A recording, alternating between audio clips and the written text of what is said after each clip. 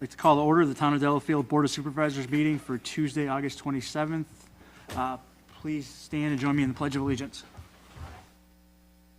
I pledge allegiance to the flag of the United States of America and to the republic for which it stands, one nation, under God, indivisible, with liberty and justice for all. If you will call the roll, Mr. Administrator Clerk. Supervisor Mahoney-Ogden. Present. Supervisor Miller. Present. Supervisor Wolfley. Present. Supervisor Michaels. Present. Chairman Krennic. Present. Thank you. Next item on the agenda, citizens' comments. There are no citizens in the audience, so I will go to item 5, the approval of the July 23rd, 2024 Town Board minutes. I motion to approve the minutes for July 24th, 2024. Second.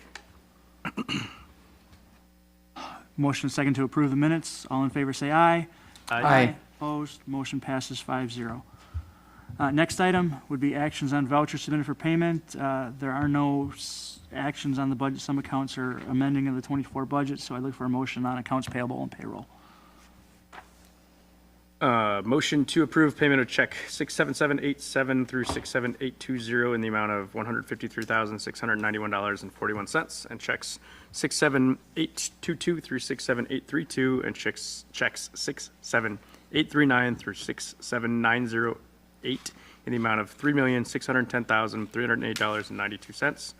Additionally, motion to approve payrolls dated August 2nd, 2024, in the amount of $17,788.75, and payroll dated August 16th, 2024, in the amount of $17,781.07, and payroll dated August 30th of 2024, in the amount of $17,853.38. A second. Good. Oh, Motion is second on the floor, and just to clarify, that number's that's exactly what I was number's gonna pretty big there, and it looks like $3,397,442.52 was to the Waukesha County Treasurer. Is that for tax payments? Yeah, that was our final tax distribution check, and then there was also a 80s, I don't know the exact number. Like 80s. $68,000 to the sanitary district? Yep, so those were also tax collections for delinquent sewer, and then there was a 2% fire dues that was sent to Lake Country Fire in the amount of 80s, I don't know, 7,000, something like that, so. So that's why that number seems a little bigger than it normally is. Motion is second on the floor to approve the accounts payable and payroll. All in favor say aye. Aye. Aye. Opposed, motion passes 5-0. thank you for the clarification.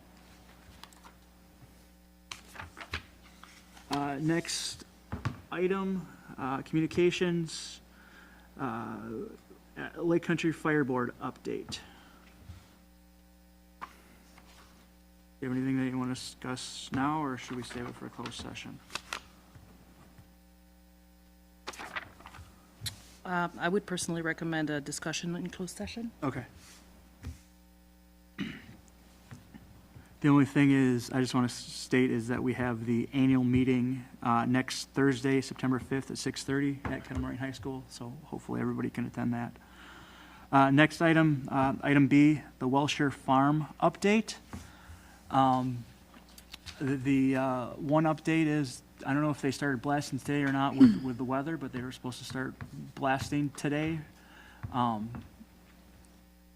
you have any more Yeah, information on the they'll be blasting? blasting for the next couple of weeks. They'll be doing it between noon and 5 p.m., and they'll be giving us updates. There were only 3 homes that were required to be notified for inspections that were right along Glen Cove in the Brookstone subdivision. And so those notices went out. I'm not sure if they were inspected or if they allowed the inspectors to come in, but we were able to personally notify 2 of the 3 ourselves as well. So just But other people must have gotten a letter, because yeah, so there were letters of notification at a certain distance, but then the inspection distance was, I think, 250 or 300 feet, and those only went to 3 homes. So those the notifications. For the inspection. for inspections. Oh, yeah, the inspections, right. yes, but the notifications went for, just because somebody Those asked me. went to, I believe, like 15 or 20 homes. Okay, So those Or- were a little further out. or as far condos. as- Or A home, condos. no, it was a home. I The think it person was mentioned just- it to me, and I just wish I would know. So if you were in a 300-foot, because he said, "No, did you get a notice?" I said, "No," but I think 300 foot, I think it's 500 foot total and 300 foot from, it was the inspection area, I believe, but I'm not positive. It's 250 or 300 up. okay. And those are the state-regulated distances? Correct. You want me to talk about Yeah, and the then, other and then update? the other update is the map that was on our table tonight. There's gonna have to be closure on Glen Cove. I don't know when it's scheduled or what all the details are behind that. I think Dan can fill that in a Yeah, little so bit. our pre-construction meeting, they were talking about the second week of September. I don't know if that's pushed out because they did start a little later than they anticipated because we had a lot of rain and the week that they were starting. I still anticipate probably late in that second week or maybe the third week, so we'll clarify that, but we'll get information on the website too. And they're looking at a 2 to 3 day closure, and these are the detours, so they would detour to Timberbrook off of Maple. Basically, this is to hook up the sanitary line on Glen Cove Road, which is just north of the Brookstone subdivision, but south of Crooked Creek. So 2 to 3 day closure, second week of September is the estimate? estimated second week. Okay. I'll clarify if that's gotten pushed back or not. So, and I don't know if you have anything to add to that. Does that mean it's going to be full, like full Yeah, 100% closure of the roads where no vehicle will be able to Wait, yeah, access? no vehicle's gonna be able to travel north of Brookstone Circle for those 2 to 3 days while they do the connection to the sanitary sewer there, because they're gonna have to dig through the whole road, so. Just gotta go through High Ridge. And it'll be obvious, I'm just thinking more for emergency vehicles, if there's, Yeah, I mean, everywhere you see, these are the signs that they're proposing. I know Tim had some comments to even beef up that signage a little more, whether it's a message board or something like that off Gulf Road to let people know of a later date or earlier so that people know that it's coming. This is just their preliminary signage plan, so. Local traffic for Brookstone would still be eligible for Glen Clove? Okay, well, that's helpful. And emergency vehicles will be able to get through. I mean, the construction vehicles will be working right there, but if an emergency vehicle comes up to it, they'll be able to get around them. they don't have to go Not through the easily. detour. They won't have to, but if they are, depends on what, the fire department will know about it, so if they feel like that's gonna be a quicker way, they will go that way, And at nighttime, like when they're not working and it's midnight, It's gonna be, I think there'll be a very narrow lane that's open for emergency vehicles, but the road will be closed because there may be a hole in the middle of the road, yeah. Okay. So, Connecting and a sewer is rebarricaded gonna, and everything like that, so.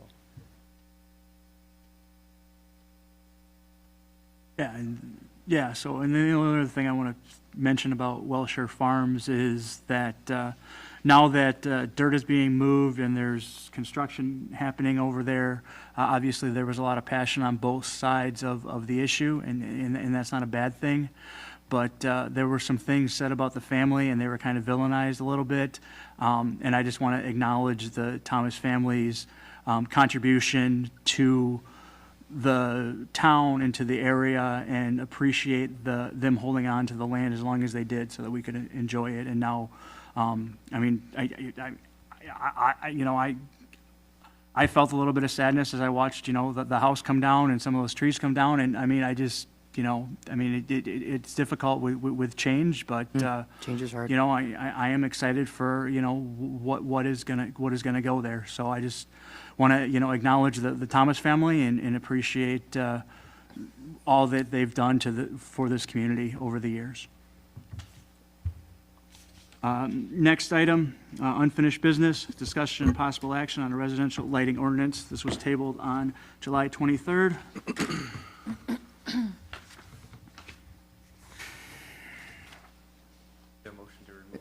Mr. Chairman, I'd motion to remove the residential lighting ordinance issue from the table.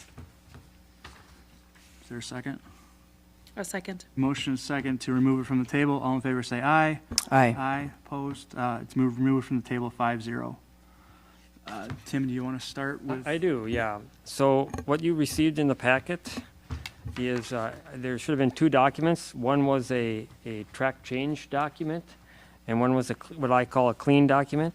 the track change document, it starts with the current code, okay? So that's what you see is the current code, and then the track changes indicate where changes have been made. Anything underlined would be something new. Anything that is crossed out is going to be removed. So in the first, for the most part, the first sections of this are really just some minor changes to what we have. I'll just go through quickly. We added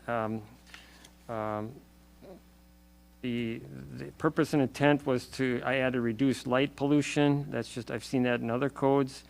We removed the sentence that says that that this document was not intended to regulate residential or agricultural lighting. That gets removed because now we are proposing a residential lighting. Page 2 of 10, we added light pollution as a definition. Page 3 of 10, I took out some definitions because that word was not used in any part of the code. It probably was used in a previous version, but I took those out to clean that up.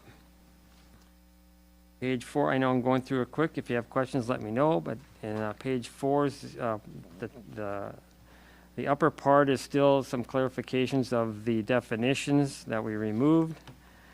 On the bottom part, applicability, that just basically includes the residential. I don't list the specific residential zoning, but it just states in there all residential zoning districts. I am proposing that we take out subletter 1103(1)A, which indicates that existing commercial, business, industrial, and institutional developments shall comply with these regulations no later than June 30th, 2024. You can discuss that if you would like, but our proposal is to remove that from the document and not replace it with anything. And then I added on page 5 of 10 near the top, it just indicates if someone, whether it's staff or the officer or whoever's out in the field has got to measure at lot lines, it gives you a definition of how to measure it. It's basically at the lot line 3 feet above the grade. And so, this is kind of a common definition of where light should be measured, especially when you're exterior light and you're near the lot lines.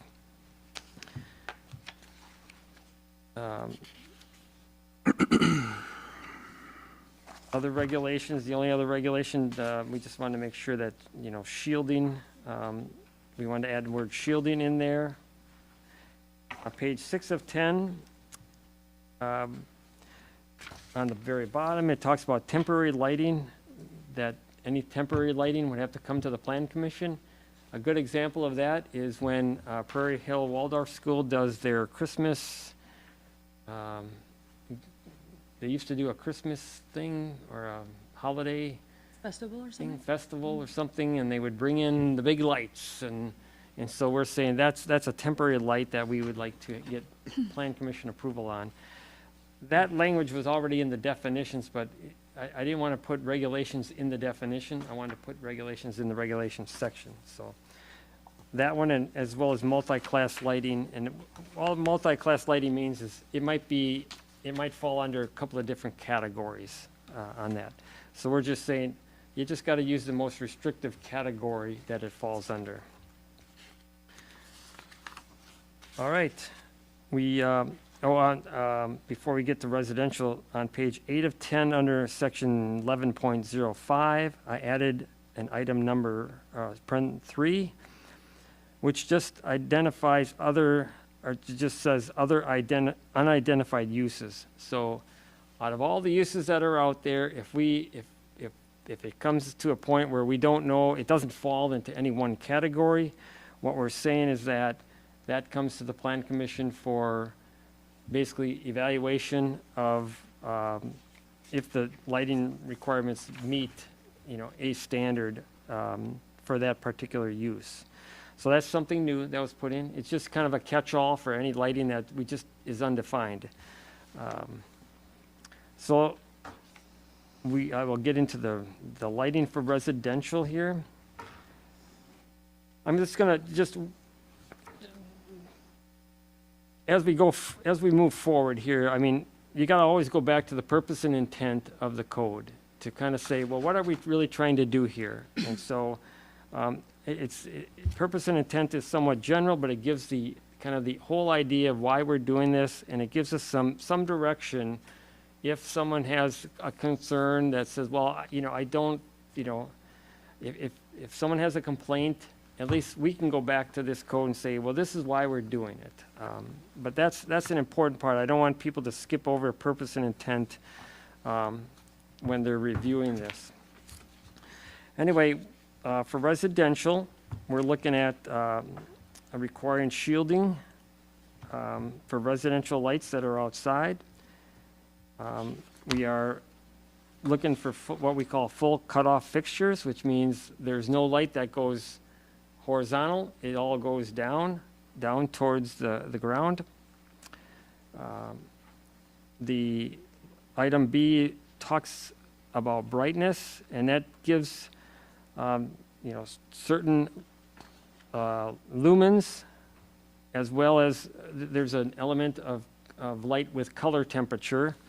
And a lot of information that's out there talks about the Kelvin temperature, and 3,000 Kelvin is basically a soft white light that's easy on the eyes. That's it's kind of in the middle of the scheme of colors, shall we say. The higher the number, the brighter, shall we say, it is. And so this is the number that you see in a lot of documents that say this is the number that we should use for just general, you know, lighting for residential uses. Under number 2, we have some special provisions: pathway lighting, landscape garden lighting, outdoor lighting on the piers and docks. Some general guideline, not a lot there, but we're talking about, you know, not exceeding 150 lumens on the pathways and driveways or in the gardens.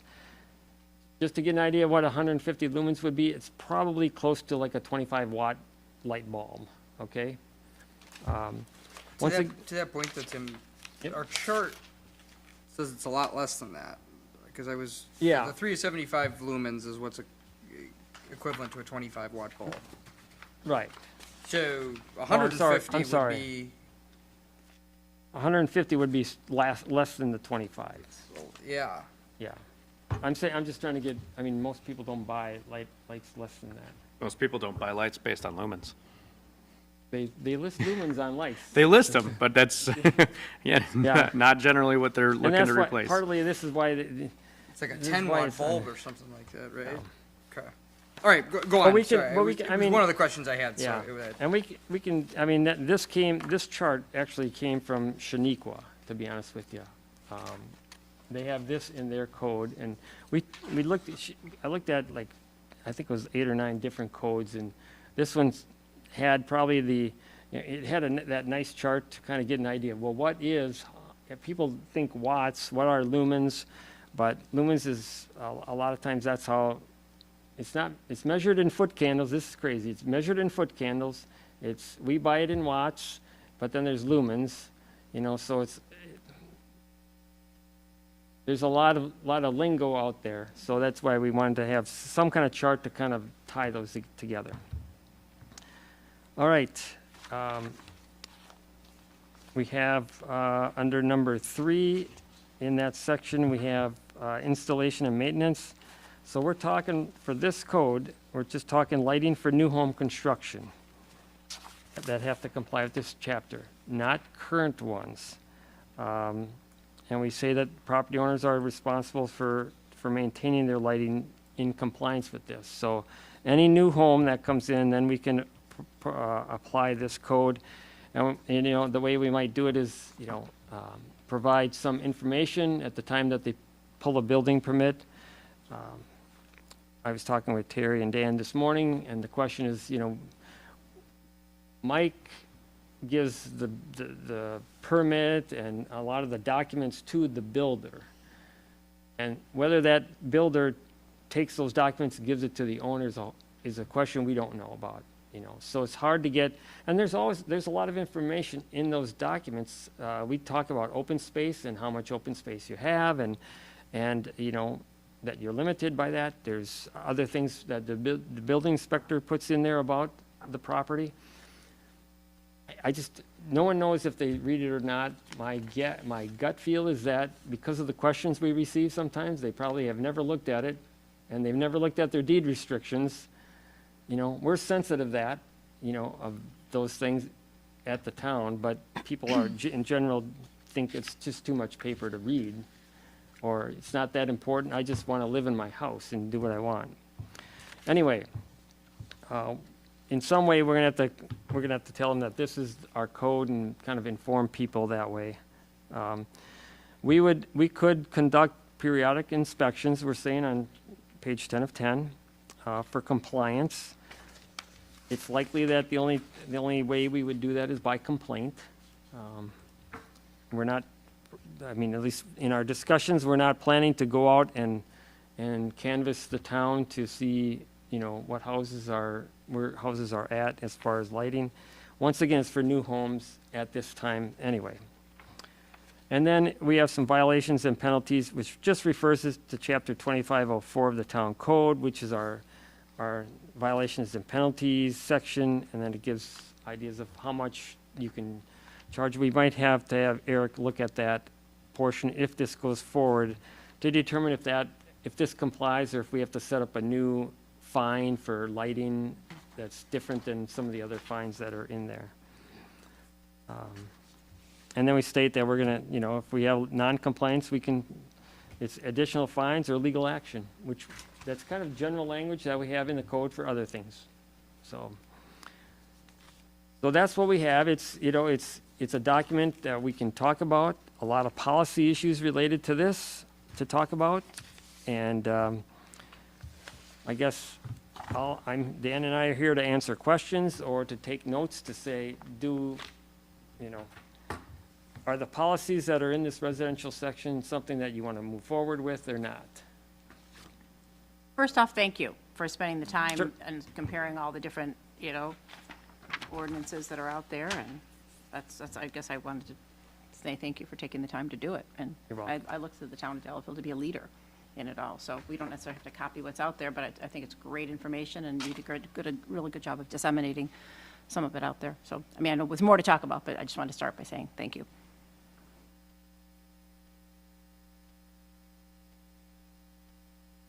No, I'm sorry.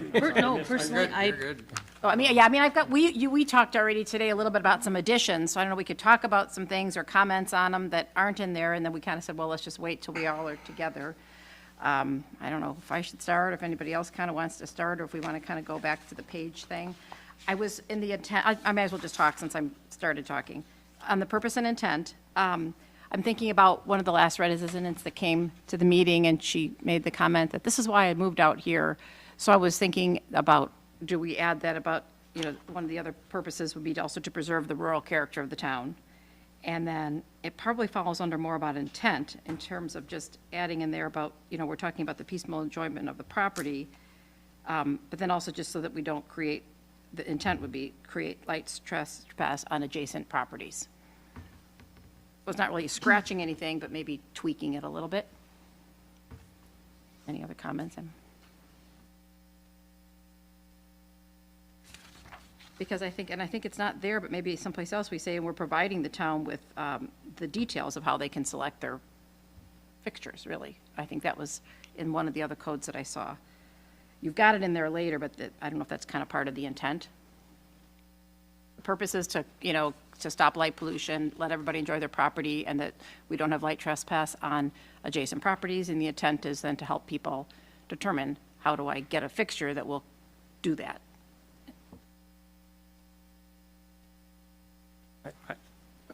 I honestly don't think that should be in there. You know, the intent is not for us to tell people what lights to get. You know, they need to read the code and determine, you know, what lights to get. I'm That's- So just that's help my- them, I yeah. guess. I I was mean- just trying to say it would help them to select them. I'm perfectly fine with the purpose and intent content in this document. Oh, I think they did a really good job. Yeah, I have no comment here so far. I think it says pretty much here, anything that I personally put in my email to Dan Green about my bullet points. I think everything was covered, so. The one change I would make is in the applicability section under 11. It's 03. Why don't you say which page? 11.03. We don't mention that this ordinance is specific to new construction until subsection 3 of 11.06. I think if we put something in as number 4 under applicability that states basically what number 3 states on 11.06. That was my comment to Dan when he and I talked about it, that it wasn't clear to me, and So you can put that under like 1A residential uses and just state new construction? I think under 11.04, Item number or 4. 1103, sorry. Is there anything Is that's, the applicability paragraph you're talking about? yeah, So add a number 4 item, add a number 4 item. Yeah, that's what I would do. okay? So, I guess since we're already talking about adding things and changing language, I guess the conversation that have already brought up and feel strongly to and am not changing is I have a real problem passing an ordinance that has not got a enforceability mechanism, and will not be voting for an ordinance that does not have an enforceability mechanism, especially one that has a fine/additional legal action as deemed necessary, that puts our town residents at the behest of someone who will then be the squeaky wheel to get the grease.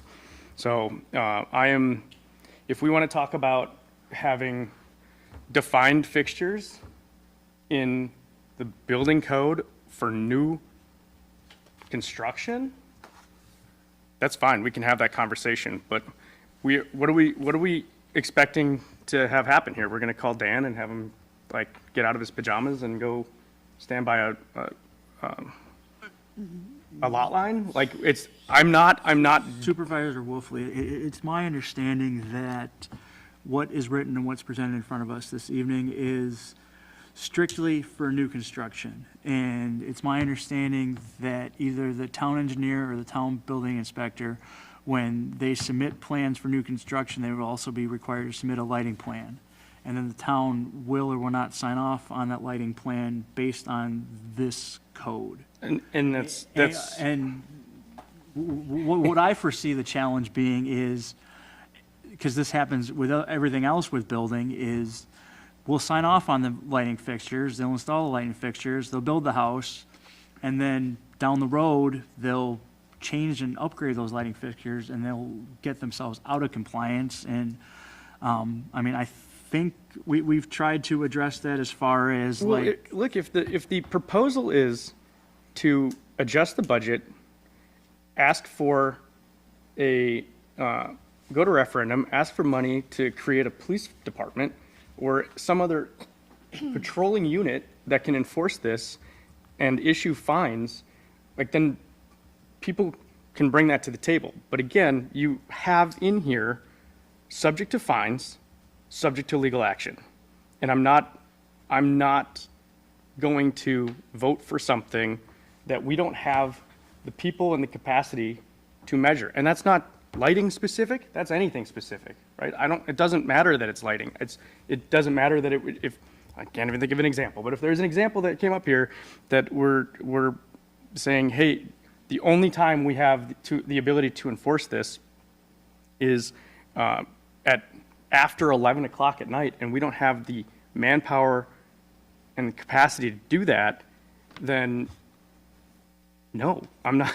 Like, then what? You're getting calls at 1 in the morning that Dan answers at the next morning when the lights are off, right? And then when does somebody go there to go measure the light pollution from a lot line? And so what's the, I've said my piece.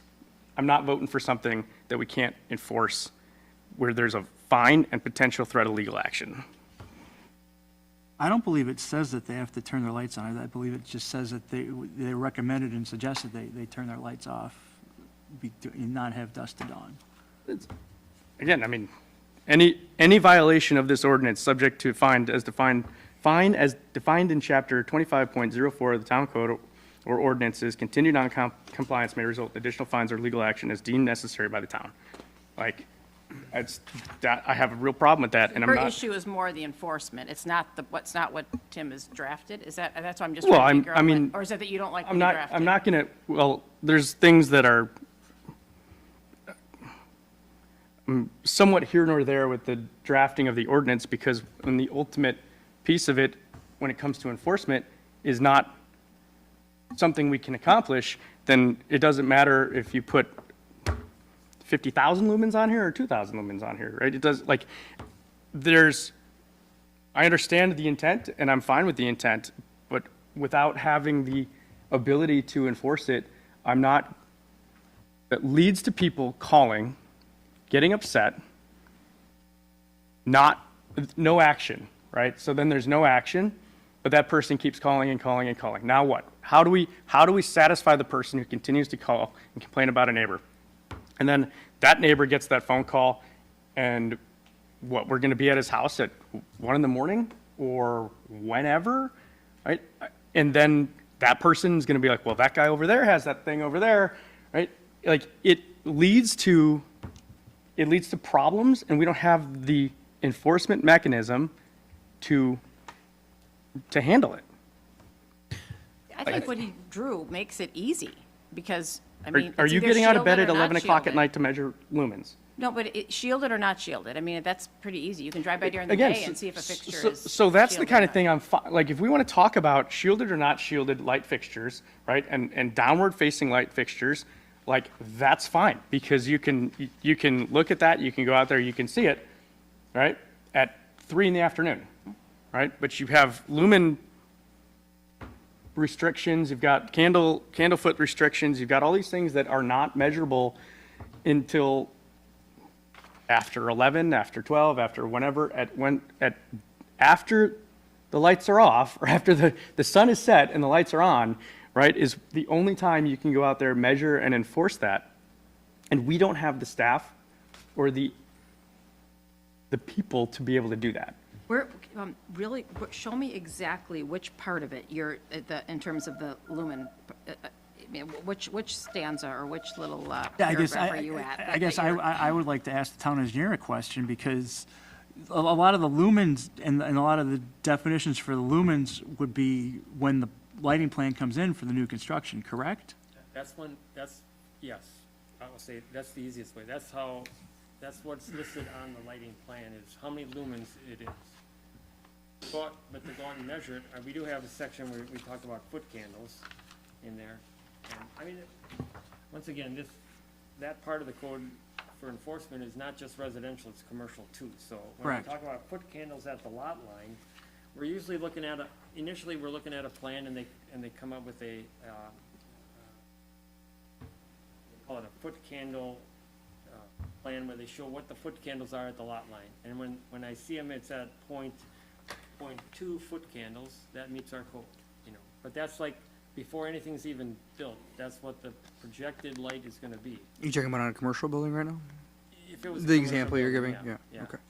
But and so then if there's a complaint, the only way to actually measure it is that point 2 actually at the lot line.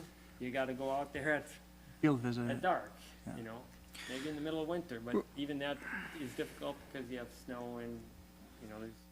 And snow's more reflective than grass, which is more reflective than, or less reflective than blacktop, which is, there's plenty that goes into this. I'm not ignorant of the thought and the argument. It's just, again, like, yes, you can get a lighting plan all day long, and then 6 months from now, and they change the light bulbs, like, what's the deal, right? And Well, yeah, I got one more yeah, go ahead. statement, Joel, and go then ahead. I'll let you fire away. Yeah. I guess I'm curious as far as the, has Eric weighed in on the, like, whether it's the legality or enforceability of carving out new construction versus applicable to the town as a whole? No, not really. I know he weighed in on this when we initially brought a lighting ordinance forward, 3 years ago, when we had a work group working on it. And I think at that point it was determined that it's just not feasible to have a residential lighting ordinance. But that was, All right. I think that was when we were talking about, going backwards and that sort of thing. I don't think we were too honed in, and correct me if I'm wrong, but on just focusing it on new construction at that point. That's one of my questions, though, that I wrote.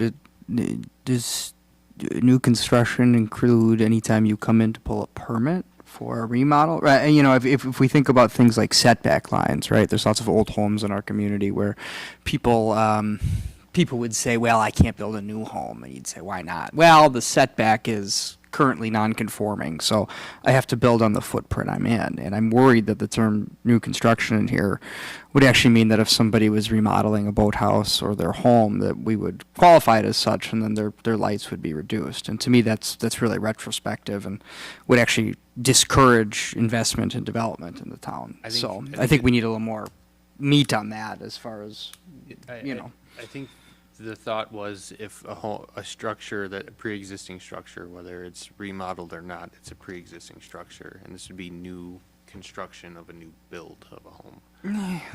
Yeah. I mean, and we can define it that way, but my issue with that is then where do you draw the line where, well, somebody's remodeling their kitchen, well, now they have to change all of their outdoor lights. Well, It's like somebody that has a wet boathouse, right? They can never get rid of the wet boathouse because they can never rebuild it again, and so they have to really work narrowly within the confines of how they're, so, my big picture thoughts are, I generally err on the side of personal property rights. To me, the rural identity of the town means less government restrictions, and this reads a little bit like an HOA document to me. It reads a little bit like a nanny state. I think the discussion's been good and erring towards the side of new construction approved lighting plan with the homes would feel less, I would probably be more, and I don't matter, but I'll just share my opinion.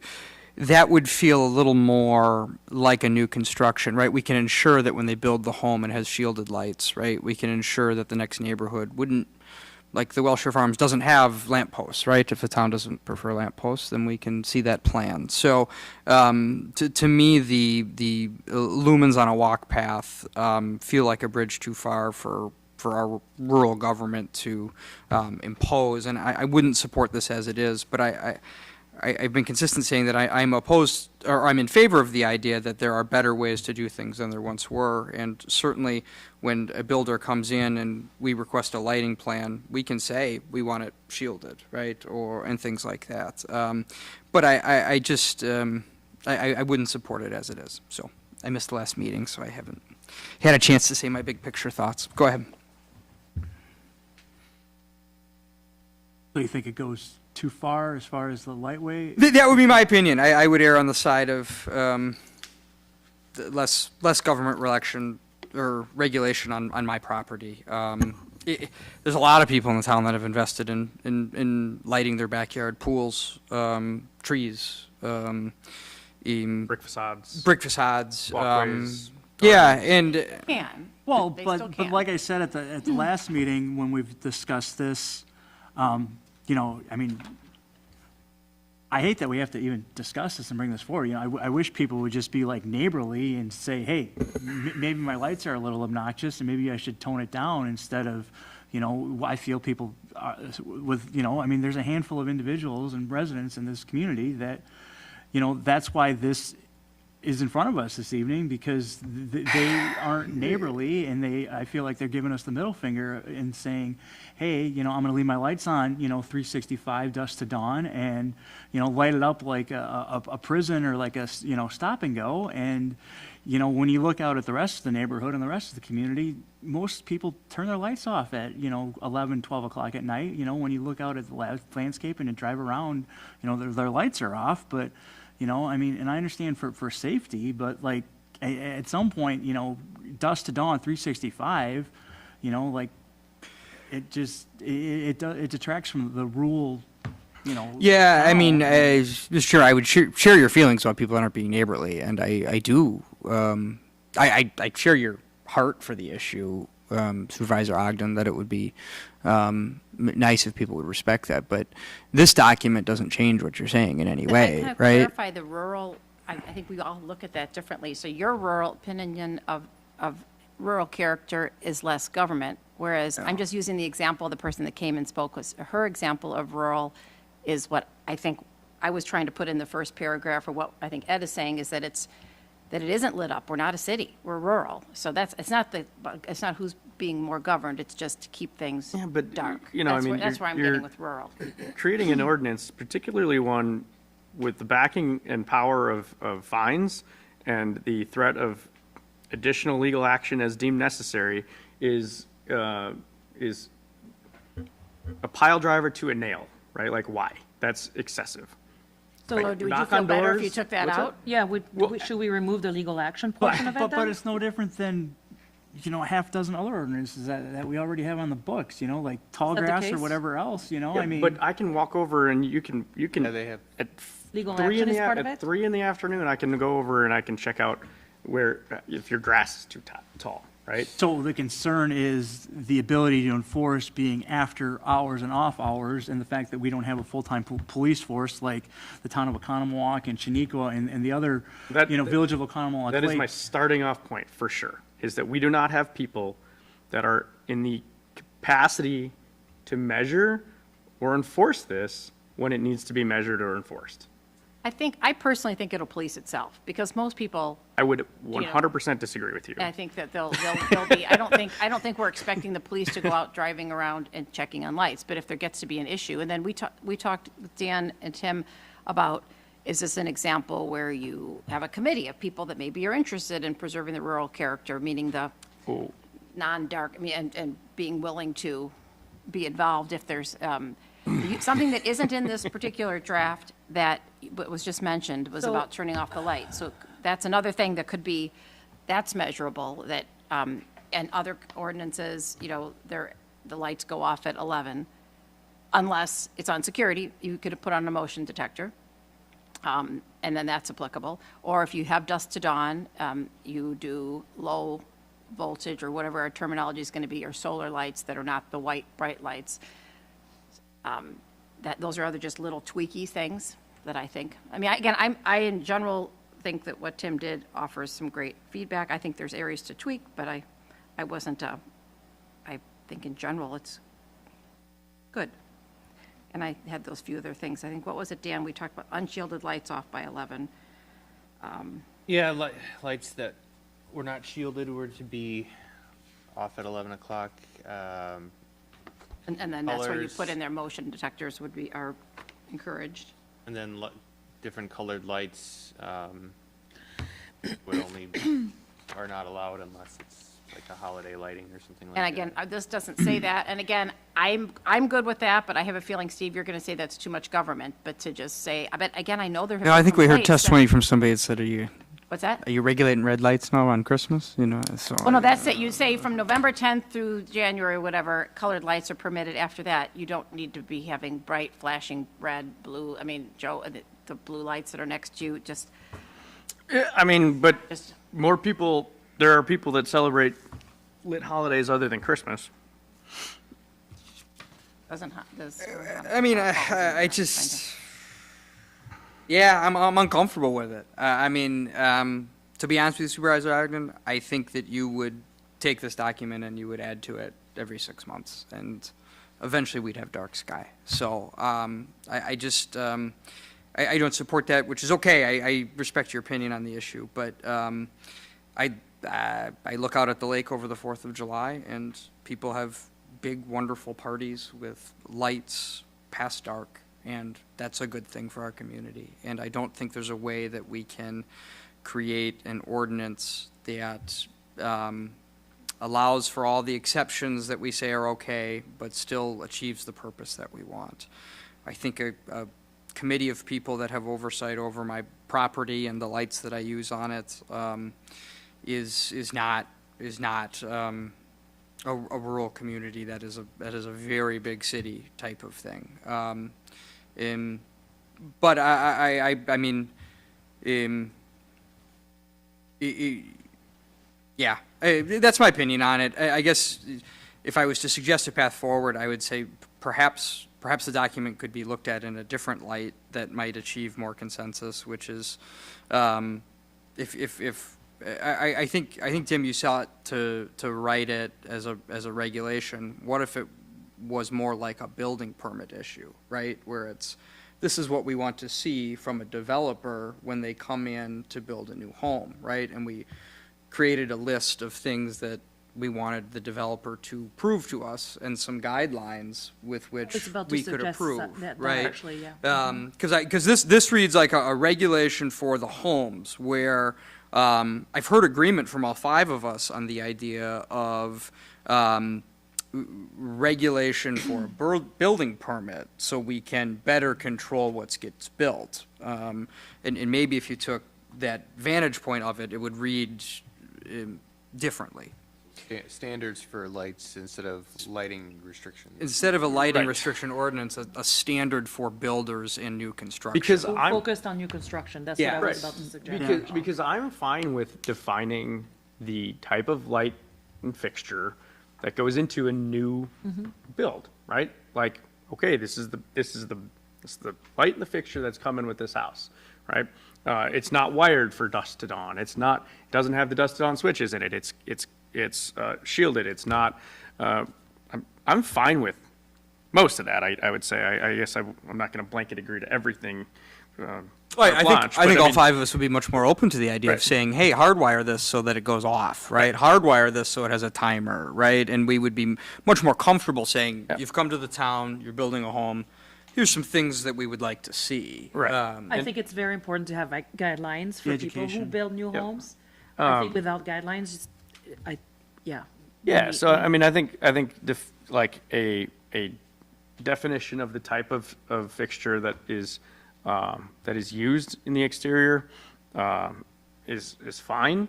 I am, again, adamantly opposed to a financial and/or threat of legal action penalty in a scenario where we do not have the capacity to inspect or enforce that. I feel like Tim did that. I think the issue is, and I was confused in the beginning too, because I read it like it was going to be everything. And again, I support that, but I know you guys don't all support that. But if you really look right on here, it just says for new construction, it's applicable to these various things that we've just said above that. You have something to say, engineer? Well, I just want to comment on, and, you know, we say that, well, let's put something, some standards for the building permit, or, you know, I think everybody wants to encourage this amongst neighbors, but I think from the staff's point, to a certain degree, is what do we do with the complaints? What do we do? Right. My biggest thing is, the only way that, if I get a complaint, the only way, I mean, I look at the code. Are they in violation of the code? No, they're not, then I have to tell that constituent, your constituents, and say, sorry, no code. I can couch that and say, well, we're a town and we don't want to overregulate you, which is, it's all policy decision to do that. But what do we do with the person that has a spotlight on their back porch or backyard that's facing the neighbor right across the way, might be a ways away, but that's shining right at that person? We have nothing in the code that says that But just to argue your point, Tim, there's nothing in here that would change that issue today, right? I mean, there's, Well, so, we have, I mean, we have some About statements glare. about glare. But this but only applies to this new only applies to new construction. And I would say that's an additional point in Well, that, that's, I mean, that's a policy issues. Do we want, how do we deal with glare a little bit there on that too is, right, and that's where would be another point of mine, right? So now we add a residential lighting ordinance to the books that is only applicable to new construction. And so now, whether it's the day after this goes into the books or 6 months from now or 2 years from now, like someone calls, complains, oh, well, that's not new construction, right? Like, I don't Well, you feel like know, we're creating, and we talk about being neighborly, I don't feel like we're creating a neighborly environment. Like, shut off your lights or we're gonna fine you, maybe sue you. But I think they need, right? I mean, You can Neighbors aren't complain, but it's not new but construction. if we give so- them no guidance, there will be, then it's like the old Wild West. And I feel like you've got subdivisions coming up. We've got one, Welsher Farms, right here.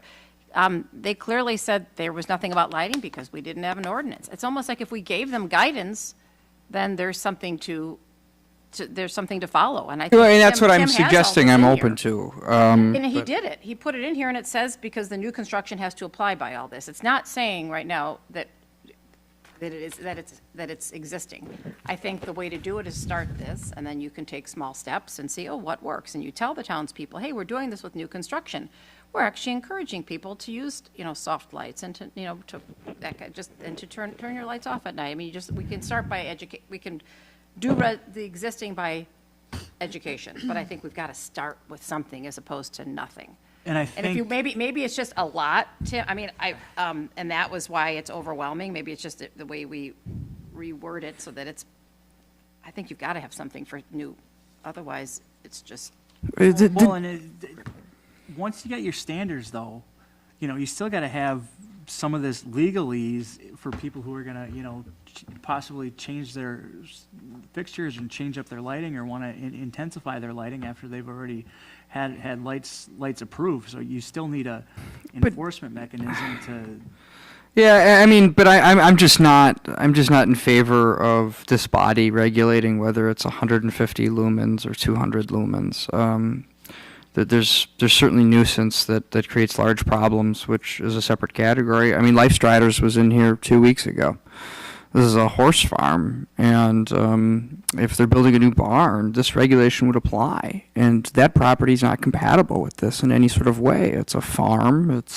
Now perhaps it's a business, Tim, but that's a very different type of piece of property. And regulating it the same way that we would Welsher Farms doesn't make any sense. So that's why, in my mind, the building permit phase is the time to get the lighting correct. If a homeowner in the town of Delafield changes their light bulb, they change their light bulb. But if it's constructed in a way that achieves some of our shared goals, then I think we get there. But I don't know. If you all support this and want to move forward, you can certainly do so. Just to be clear, if somebody changes their light fixture on the outside of their house, it does not require a building permit. And if it did, our building inspector would probably quit because a lot of people change the outside of their light. I mean that's an HOA thing, right? Where you can't have a flag outside your house. I mean, it's just not. It's a bridge too far as what we're doing here. I mean, I think the we have to do something it's not a, that's, I see that mentality lead to hastily implemented rules, regulations, and ordinances, unfortunately, too often, and with unintended consequences that I don't believe do much to solve the original problem, but sure do plenty to open up a whole nother can of worms. And again, I will once again support some guidance on the building phase of the building permitting phase and the fixtures that are proposed or allowed, but will not be interested in much beyond that. so for page 8, where it says regulations for residential lighting, and starting with all those, so I mean, I sort of feel like, do we just look at each one, and then right underneath there, it says, for new construction. So, and then it says look above. So is that? When do does we new just go construction become old construction? by date? I mean, I suppose once we adopt it, then it's, then you've got a No, I date. mean, I guess so for Once- 20 years, once we got to adopted. remember that, like, Wilshire Farms was built in 2024 after the adaptation of residential lighting, but Brookstone was built in 2004, and they are not subject to the same. I think you defined it in the ordinance to say homes constructed after the date of the, or Right, you just this list the date. implementation of the ordinance stated, similar to the sex offender ordinance. I mean, I guess it's, so the handful of people that get referenced that are the problem offenders, if they never rebuild their house, continue to be problem offenders, but people who are new to the town or rebuilding a home become subject to a potential financial or legal penalty. Well, Is that what we're aiming for? if there's a home that's currently in an HOA, what about a resident that has an issue with lighting approaching that HOA?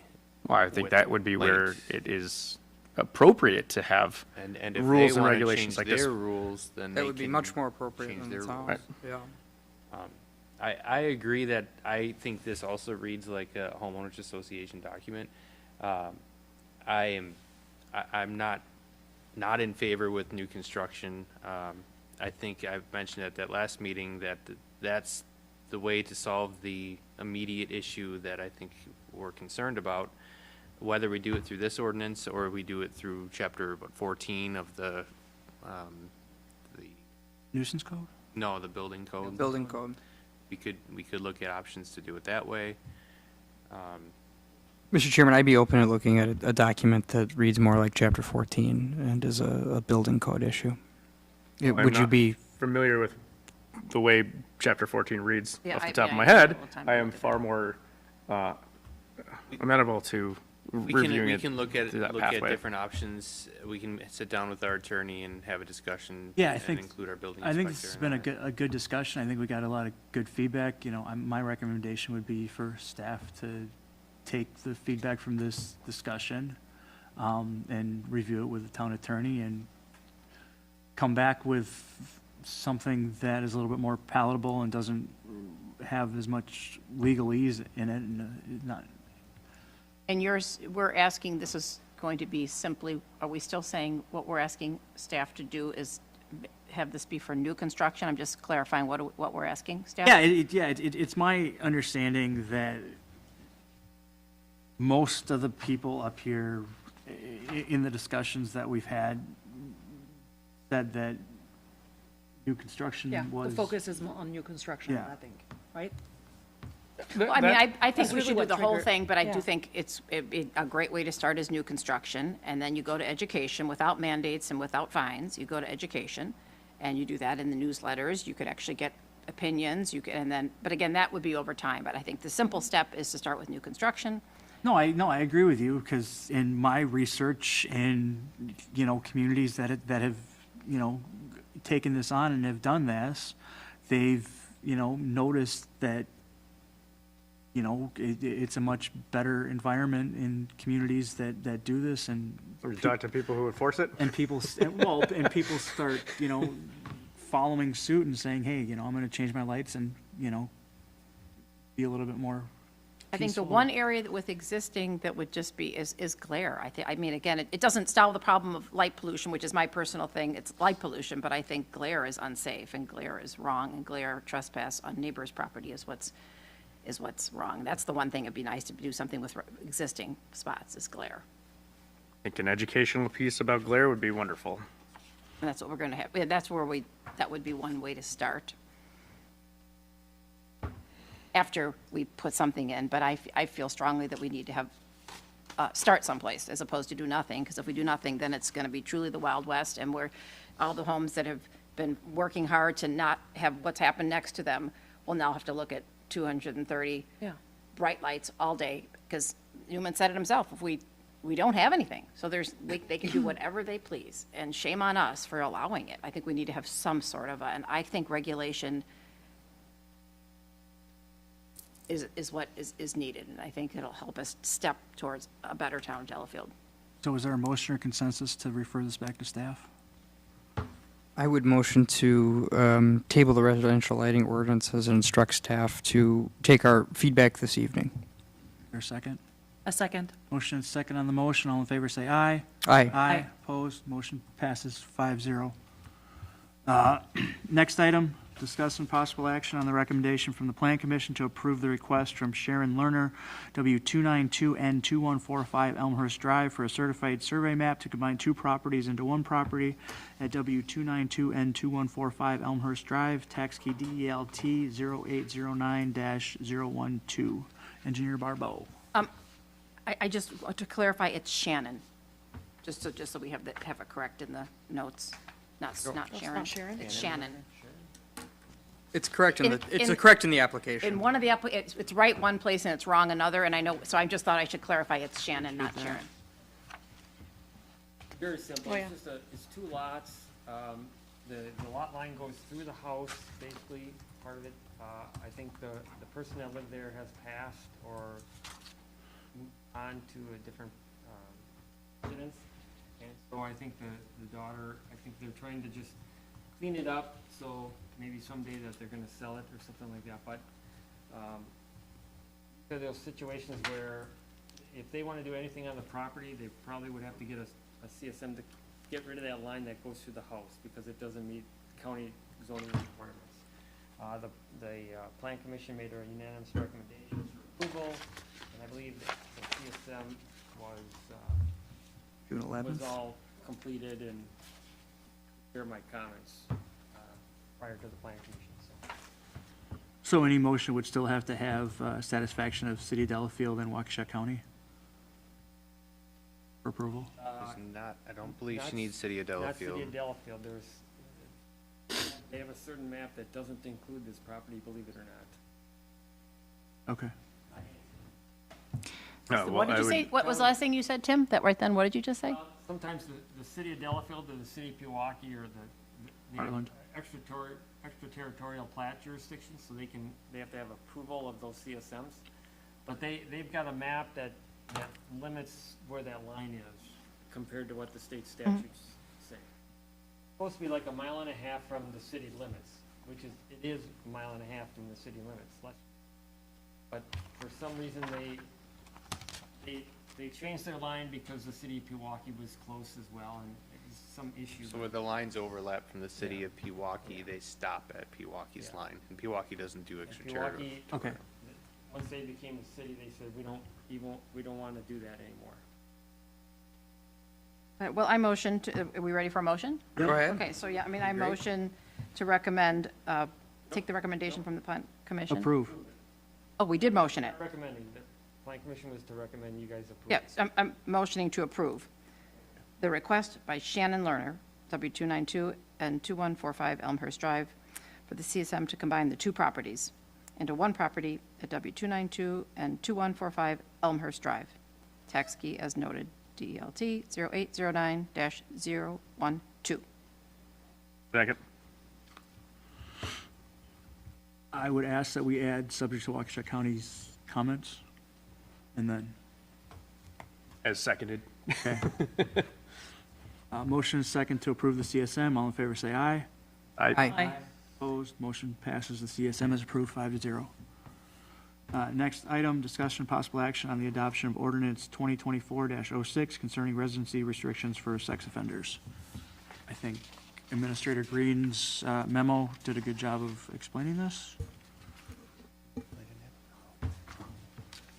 Oh, yeah. Yes, so this is just a change that was recommended at the town board meeting we had when we had this discussion.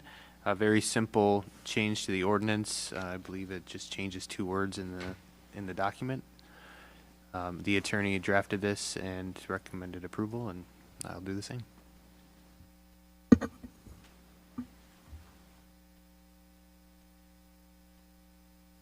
And just a point of clarification, this does resolve any issue that we thought may be outstanding, so.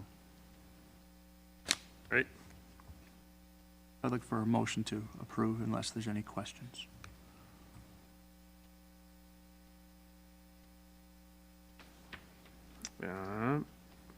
Motion to approve the adjustment to the adaptation of ordinance 2024-06 concerning residency restrictions for sex offenders as adjusted by our attorney. There a second? A second. Motion is second on the table. All in favor, say aye. Aye. Opposed, motion passes. The ordinance is adopted 5-0.